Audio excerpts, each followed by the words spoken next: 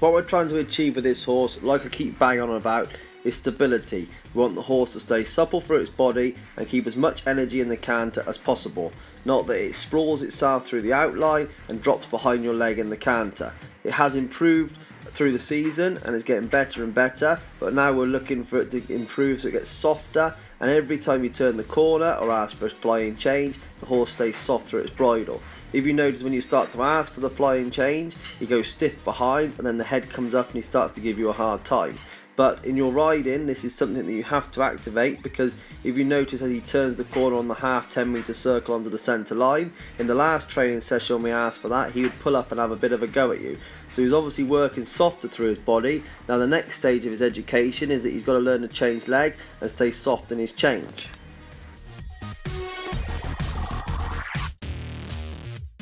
In jumping down the 3 cross poles, this gives you a good idea of how the horse changes in its canter. It jumps the first 2 cross poles well, then it starts to sprawl its outline towards the vertical. So what we need to do is again work on the consistency so he stays level. The last time you just jumped down there then was very good. The canter pace was the same to the first cross pole as it was when you jumped the last cross pole.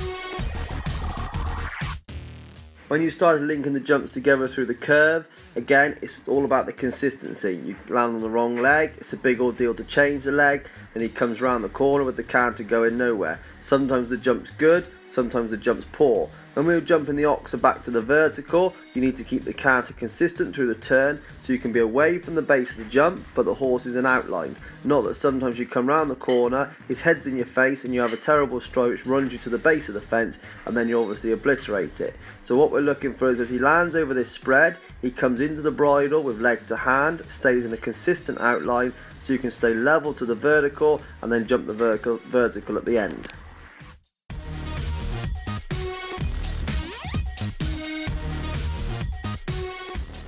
Remember, when riding this horse, the horse rides in a lovely outline and nice and consistent through the bridle. What you now need to do as a rider is you've got to think about the basketball effect around the court when they're playing basketball, that it's bouncing with energy, not that the horse is going ponderous and not off your leg.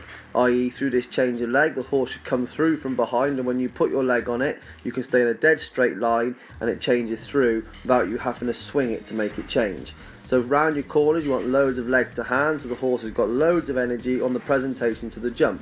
The same when we're jumping, he jumps one fence well and then it gets sloppy over another 2 or 3. What we're looking for is the outline to stay the same, so the horse gets punchy to each fence and keeps a load of energy, so when it takes off it can get further up in the air and give you more liberty over the fence. This horse has got a huge jump in it, but what it does, if you take your leg off, the horse goes flat and numb in the canter. So even when you're on a nice stride, you need to support the front end and keep pumping it up with your leg, almost like you feel that you want to hit the fence down in front, so you get right up to the front of it with loads of power. And what you'll find is the horse may hit it down a couple of times to start with, but once it starts to get his eye in and you're on that consistent stride, it will then start to jump around the fence rather than just falling at the back rails or falling at the front rails.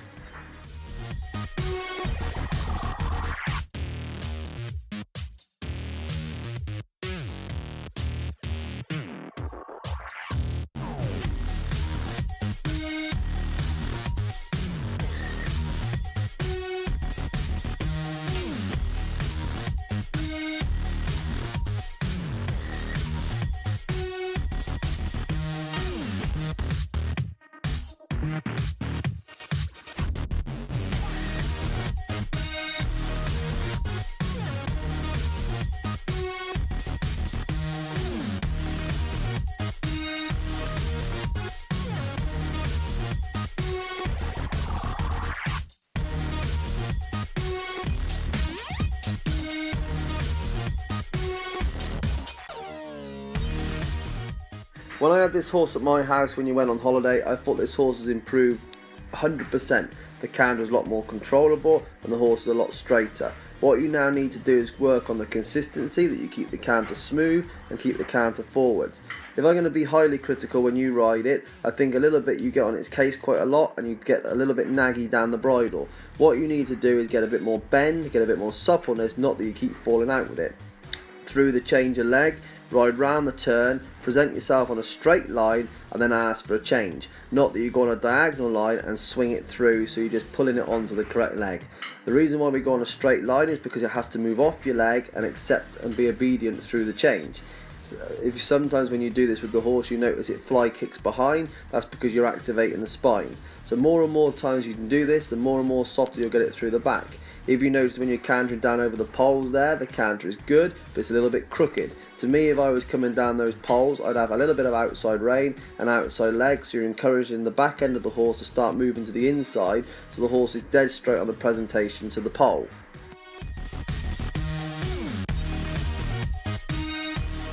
When jumping down the 3 fences in a line, it just shows you how this horse pulls itself out of shape. It jumps the first 2 lovely, then the last one it quickens up, makes the distance short, and then throws its head up in the sky and then struggles to make the shape.